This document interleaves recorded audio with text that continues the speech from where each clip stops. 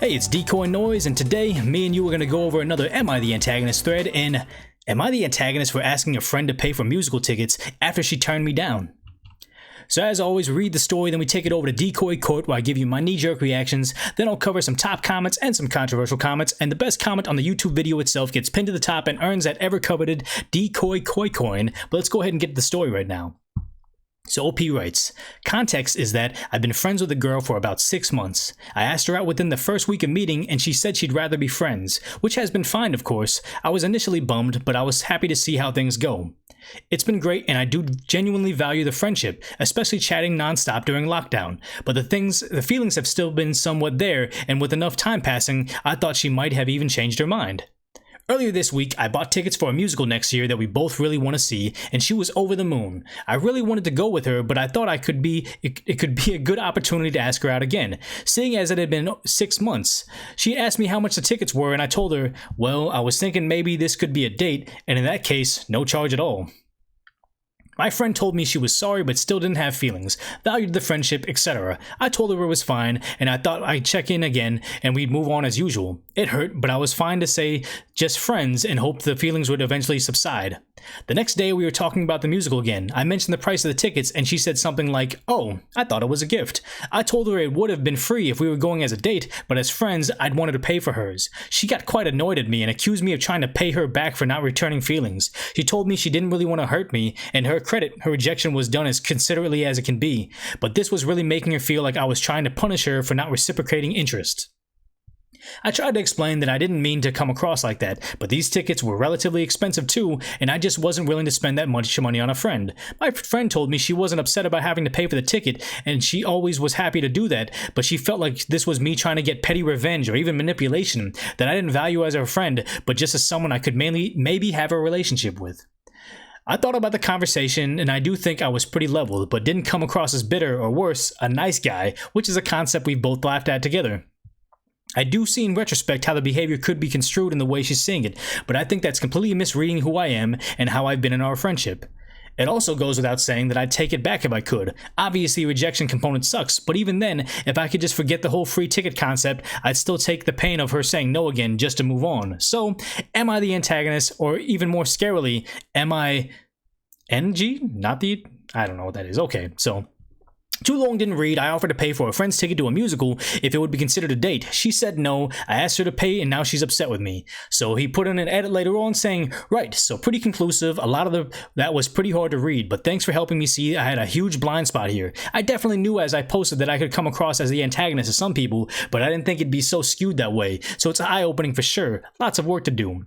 For those wondering, I ended up speaking with her after the 50th year of the antagonist, apologizing profusely for the situation I'd put her in and giving her every reason to think that all I wanted was something romantic. I do honestly value the friendship, and if it's possible to move forward with it, I'd love to, but I also appreciate the ball is entirely in her court, and I'll respect any decision, even if that's just cutting ties, and not try to change it again in half a year's time. Regardless, I'll give her distance. I also took the advice a couple people gave, so thank you very much for the suggestion, and offered her both tickets as a peace offering here. I told her to consider me as paying the antagonist tax, and she can do whatever she wants with them, no strings attached. She's taken the apology gracefully and accepted the tickets.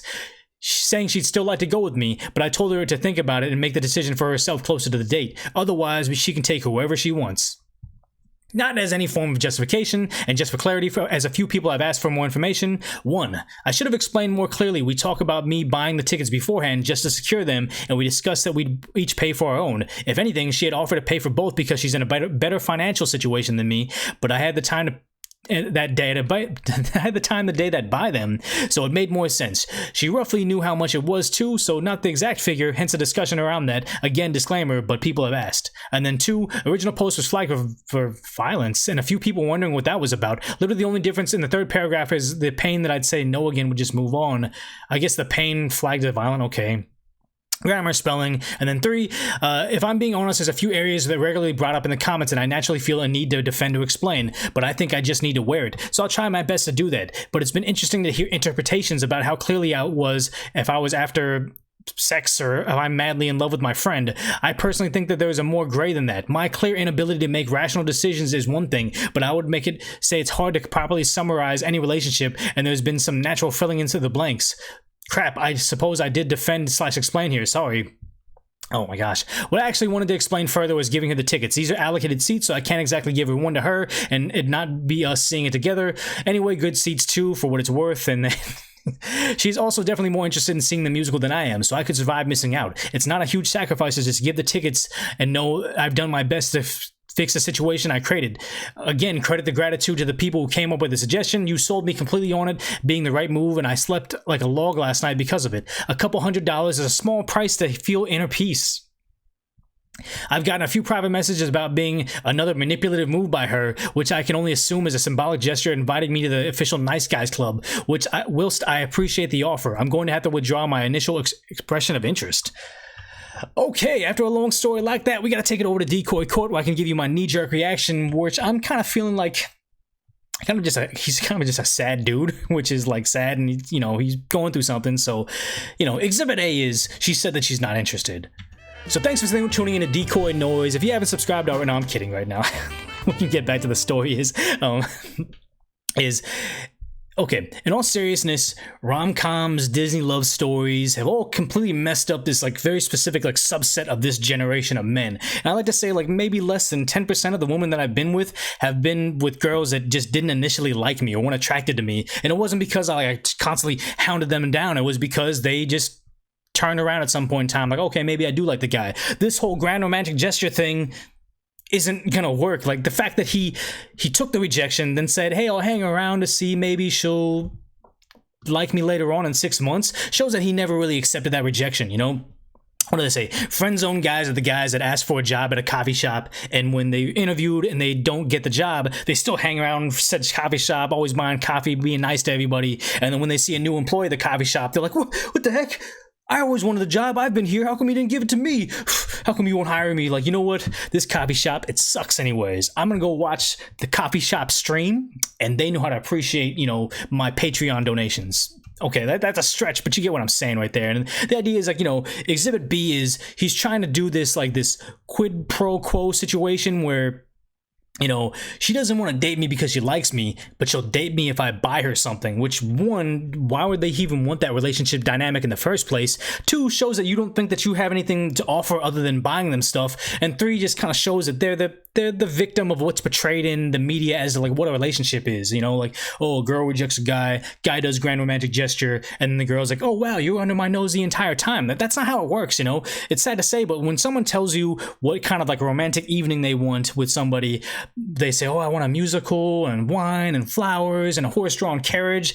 They mean they want that from Zac Efron or The Rock or Steph Curry or whoever the hot guy is right now. They don't want those grand romantic gestures from that creepy old dude that watches them on the bus. That's not happening. The sad part is Belle didn't want Beast before she found out he had this ballin' ass house with talking furniture, and Anna didn't want that moose riding guy before she found out the prince was hot garbage. And it's not that Cinderella really loved the prince because he went through all that crazy stuff. It's because he's the effing prince. It's who was doing the most for Cinderella? Those simp ass dwarves. They were doing all that stuff. I'm kidding. So those are all jokes, and I don't mean any of that, but I mean, all jokes are rooted in truth in some way. And what I'm really trying to say is OP saw a girl that he liked, and then he was like, you know what, let me do all these grand romantic gestures to win her over, which he should have been spending time to make himself a better catch for her, make himself more attractive in whatever she's looking for. And it's never explicitly stated in those rom-coms. It's unless you see the subtext, you never really learn that. So we only want to judge OP in these situations. So I'm gonna go ahead and say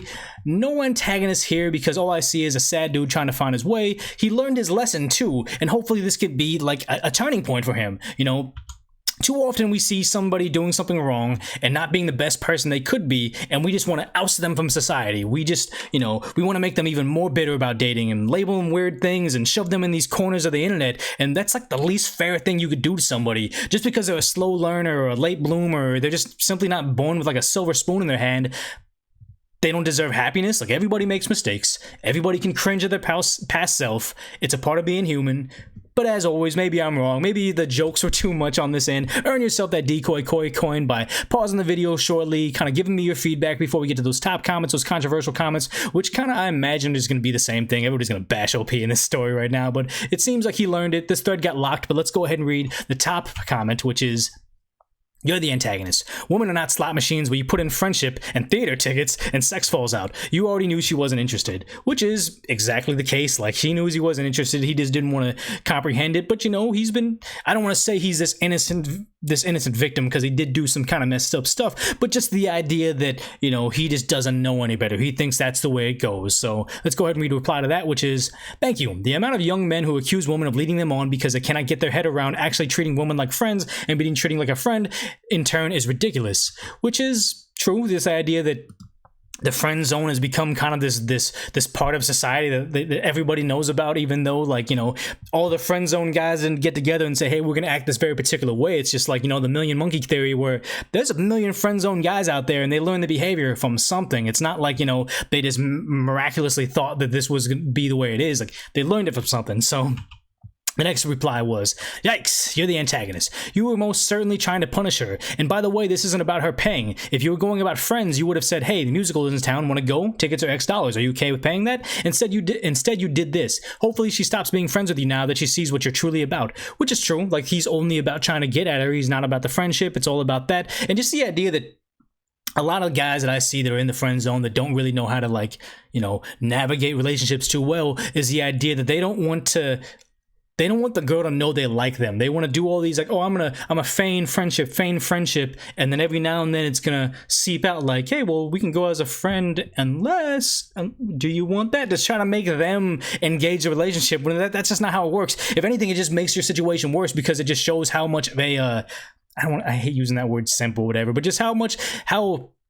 cowardly you are in being yourself, of being a guy that's interested in a girl that wants to go after it. That's not attractive at all. But let's go ahead and read one more top comment, which is, you're the antagonist. Also, you're not actually her friend. You're pretending to be her friend in hopes that she'll change her mind and decide to date you. That's manipulative and creepy as heck. Which is true. I want to say it's like manipulative and creepy, but I want to say it's like the worst thing in the world. It's just, hey, he doesn't know how to get into a relationship, or how to get a girl to like him. Like, you know, you don't want to say, oh, these Chad guys and these, like, you know, I hate using that, like, that verbiage, alpha male, beta male and all that stuff, but it's like, if he had spent the time to make himself a better catch and more attractive to her, whatever her type of guy is, or whatever she's, like, you know, traditionally attracted to, he could get farther. But he's trying to, like, you know, weasel his way in and try to figure out a way, like, hey, I can get her to like me without actually becoming likable. I can just buy things or whatever. Like, he just doesn't know what it is. So let's go ahead and read the top controversial comment, because the top comments are just all gonna bash him. So the top controversial comment is, I'm kind of inclined to say no antagonist here.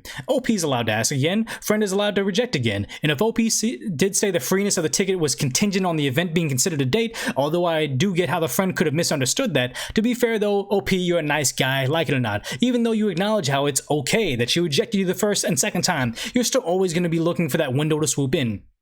You're bound to try for a third time. You gotta know that's not how a real friend should act. Also, you should have told her about the tickets before you bought them. Would have saved you all this drama.